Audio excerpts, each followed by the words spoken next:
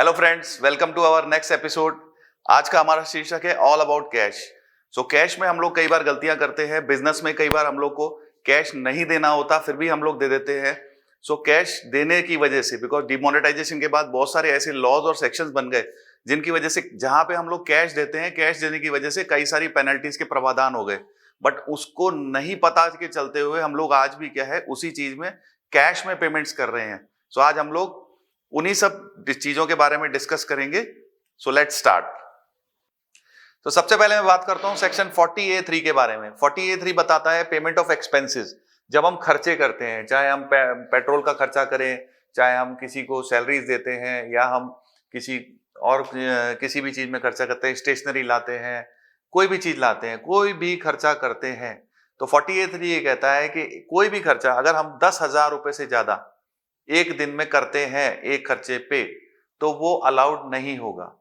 तो कोई भी खर्चा अगर मैंने इवन परचेज भी करी, किसी चीज को परचेज करके लाया बिजनेस में, तो परचेज भी तब तक अलाउड नहीं होगी जब वो अगर 10,000 से ऊपर है।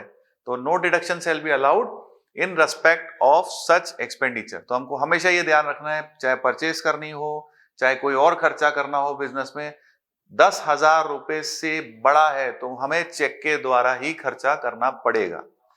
नेक्स्ट सेक्शन की बात करते हैं, उसी से रिलेटेड है। 40 अभी हमने बात की थी 40A3 की, पेमेंट ऑफ एक्सपेंसेस।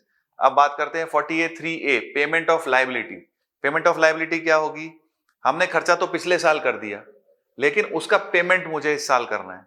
तो 40A3 बोलता है कि अगर ऐसा कोई खर्चा है जो 10,000 रुपए से ऊपर आपने कर दिया था, पहले परचेज कर ली थी आपने क्रेडिट में, लेकिन उसका पेमेंट आप इस साल करके आ रहे हैं, 10,000 रुपए से ऊपर पेमेंट कर दिया, लेट से 20,000 रुपए आपने खर्चा पेमेंट कर दिया उसका कैश में, तो वो आपकी इनकम में जुड़ जाएगा। The profit of it would be added in the profit of the year in which such payment is made. मैंने 5 साल बाद उसका कैश में पेमेंट किया तो वो मेरी इनकम में जुड़ जाएगा। तो ये देखने लायक है, ये कई बिजनेसमैन को अफेक्ट कर सकता है। कई बार ऐसा होता है कि डेटर्स हमारे खड़े हैं और डेटर्स का पेमेंट हमारा कैश आ गया, उन्होंने सामने भी कैश दे दिया, तो वो कोई भी चीज अगर 10,000 रुपए पर डे की लिमिट है 10,000 रुपए, अगर 40,000 है तो आप 4 टुकड़ों में दे सकते हैं, लेकिन पर डे 10,000 रुपए से ऊपर नहीं रख सकते। तो ये बहुत इंपॉर्टेंट क्लॉज है बिजनेसमैन के लिए, ये ध्यान रखने वाला क्लॉज है। अब जो सेक्शन है जिसकी हम बात कर रहे हैं वो है सेक्शन 80D। 80D किसके लिए काम आता है? हर इंडिविजुअल जो मेडिक्लेम का पेमेंट देता है, खुद का, खुद की फैमिली का। तो 80D में ये चीज हमको ध्यान रखने वाली जरूरी बात है कि मेडिक्लेम का पेमेंट कभी भी कैश नहीं कर सकते। अगर मेडिक्लेम का पेमेंट कैश में किया है तो इनकम टैक्स में 80D की छूट नहीं मिलेगी। ये सबसे ज्यादा इंपॉर्टेंट क्लॉज है जो कि हर सैलरी पेड की जिंदगी में लगता है और हर आदमी की जिंदगी में लगता है। इसका बिजनेस से तो लेना देना नहीं है, लेकिन ये हर आदमी को ध्यान रखना चाहिए कि कभी भी हम लोग मेडिक्लेम का पेमेंट दें और अगर इनकम टैक्स में रिटर्न में हमको क्लेम करना है तो हमको कैश में नहीं देना है।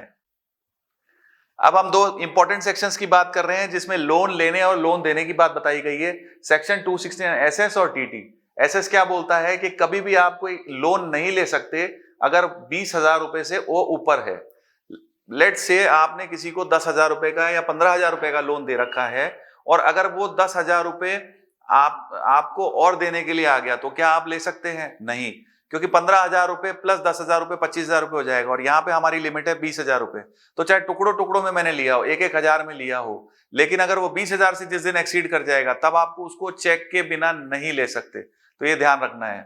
अगर इसको वायलेट किया तो जितने पैसे आपने लिए हैं, लेट अस सपोज कि आपने 2 लाख रुपए लिए हैं, तो 2 लाख रुपए की पेनल्टी का प्रावधान है इनकम टैक्स में। तो यहाँ पे लेने की बात हो रही है, सेक्शन 269 एसएस। और इसी के साथ लगता हुआ है सेक्शन 269 टी, जिसमें बोलते हैं रिपेइंग ऑफ लोन। जब आपके पास पैसा आ चुका, लेट अस सपोज कि आपके पास पैसा चेक में आया 2 लाख रुपए, अब आप बोलते हैं कि मैं टुकड़ों टुकड़ों में कैश दे देता हूं, तो आप नहीं दे सकते। 20,000 रुपए से ऊपर कोई भी लोन आप पेमेंट नहीं कर सकते कैश के अलावा, कैश में पेमेंट नहीं कर सकते, किसी और मोड में पेमेंट करना पड़ेगा आपको। अब जो सेक्शन मैं बताने जा रहा हूं वो सेक्शन 269 एसटी है। ये बहुत इंपॉर्टेंट सेक्शन है और हर आदमी की जिंदगी में लगता है। सेक्शन 269 एस कहता है कि आप किसी से भी 2 लाख रुपए से ज्यादा एक साथ रिसीव नहीं कर सकते कैश में। किस सिलसिले में?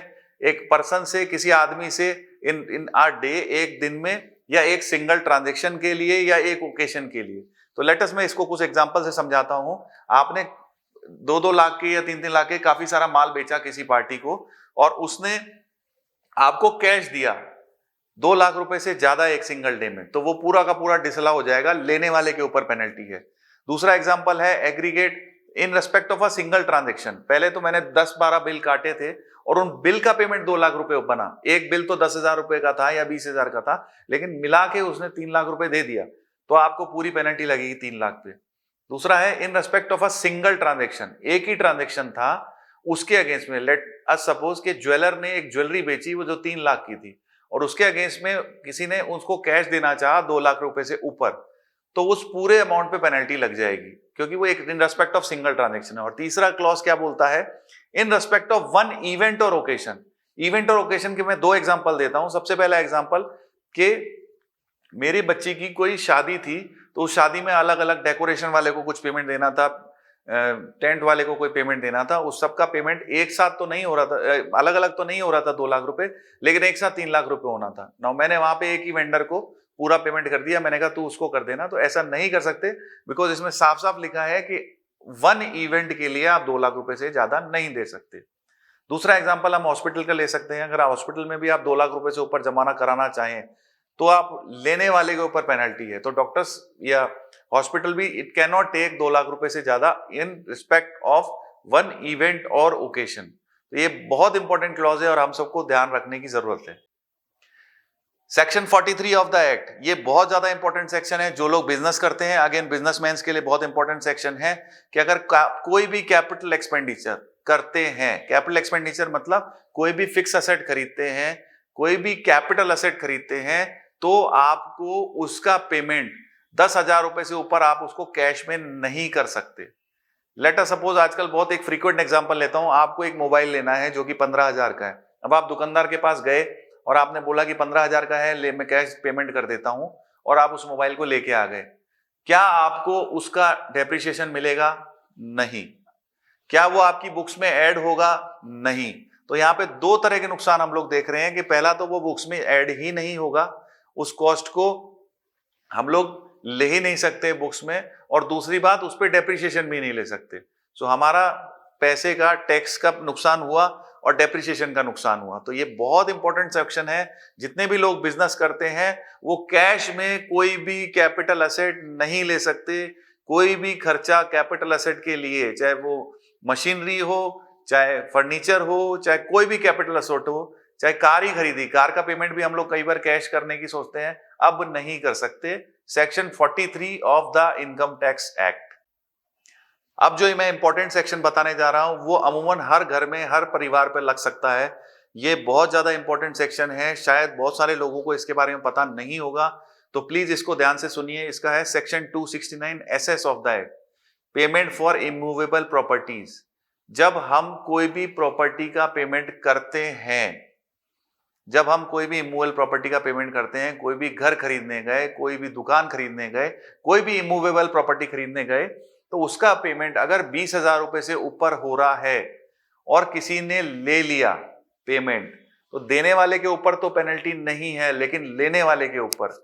मैं इसको इस तरह से समझाता हूं कि मैंने कोई दुकान बेचनी है, मुझे कोई मकान बेचना है, और अगर मैंने कोई पेमेंट ले लिया 20,000 से ऊपर, उसने, सामने वाले ने बोला ये 50,000 शाही के, और शाही के मैंने पैसे 20,000 रुपए से ऊपर कैश में ले लिए, तो मेरे ऊपर 269 SS अप्लीकेबल हो जाता है, और मुझे जितना पैसा लिया है उतने पैसे की ही पेनल्टी इनकम टैक्स डिपार्टमेंट को भरनी पड़ेगी। मैं वापस बताना चाहूंगा, ये सेक्शन जो भी पैसा लेता है उसके ऊपर लगती है, और हमको पैसा लेते समय ध्यान रखना है कि कोई भी पैसा 20,000 रुपए से ऊपर इमूवेबल प्रॉपर्टी के लिए, कोई भी प्रॉपर्टी के लिए हम लोग नहीं ले सकते। ये एक बहुत इंपॉर्टेंट सेक्शन है जो 1 जून 2015 से लागू हो चुका है। तो प्लीज आप भी अवेयर हुइए और आप अपने जितने भी रिश्तेदार हैं उनको भी इस सेक्शन के लिए अवेयर कीजिए। तो छोटे छोटे लेकिन बहुत इंपॉर्टेंट क्लॉज है इन रेस्पेक्ट ऑफ डोनेशन। एक तो बात करूंगा डोनेशन जो मैं पॉलिटिकल पार्टीज को देता हूं, तो पॉलिटिकल पार्टीज को कोई भी डोनेशन कैश में दिया हुआ मैं इनकम टैक्स की छूट में नहीं ले सकता। तो पॉलिटिकल पार्टीज को जितना भी डोनेशन देना होता है वो चेक से देना होता है। और दूसरा मैं बोलूंगा नॉर्मल डोनेशन। तो नॉर्मल डोनेशन भी अगर मैं किसी को देता हूं तो 2,000 रुपए से ऊपर दिया हुआ कैश का डोनेशन अगर है तो मैं उसकी इनकम टैक्स में छूट नहीं ले सकता। तो प्लीज हमको ये ध्यान रखना है कि अगर कोई भी डोनेशन हम लोग दे रहे हैं और 2000 रुपए से ऊपर है तो उसको चेक के द्वारा ही देना होगा, कैश से नहीं देंगे। अगर ऐसा करा है तो हमको उसकी इनकम टैक्स में छूट नहीं मिलेगी। ये सेक्शन 1 अप्रैल 2017 से एप्लीकेबल हो चुका है। और जाते जाते दोस्तों एक बोनस पॉइंट आपको देके जा रहा हूं, जिसके बारे में हम लोग आगे और वीडियोस बनाएंगे जब हम स्क्रूटनी की बात करेंगे। लेकिन मैं इतना सा बता देता हूं कि कोई भी केस जब हमने सेविंग खाते में कैश डिपॉजिट अगर कर दिया 10 लाख रुपए से ऊपर एक साल में, साल अप्रैल से मार्च के बीच में होता है, तो अगर अप्रैल से मार्च के बीच में मैंने 10 लाख रुपए से ऊपर किसी भी सेविंग खाते में अगर डिपॉजिट कर दिया है तो उसमें स्क्रूटनी आने के चांसेस 100% हो जाते हैं। चाहे मैं 10-10 हजार करके भी डालूं, लेकिन अगर एक किसी भी सेविंग खाते में 10 लाख रुपए से ऊपर डाल दूंगा तो उसमें स्क्रूटनी आ जाती है। और अगर मेरी रिटर्न फाइल नहीं की गई है तो उसकी संभावना और बढ़ जाती है, या मैंने रिटर्न तो फाइल की है लेकिन बहुत छोटी की है, वो 10 लाख रुपए या जो भी उससे ज्यादा अमाउंट डिपॉजिट किया है, तो मेरी स्क्रूटनी आने की संभावना 100% हो जाती है। तो ये हमको जरूर ध्यान रखना है कि किसी भी सेविंग अकाउंट में 10 लाख रुपए से ऊपर एक साल में जमा ना हो पाए। थैंक्स।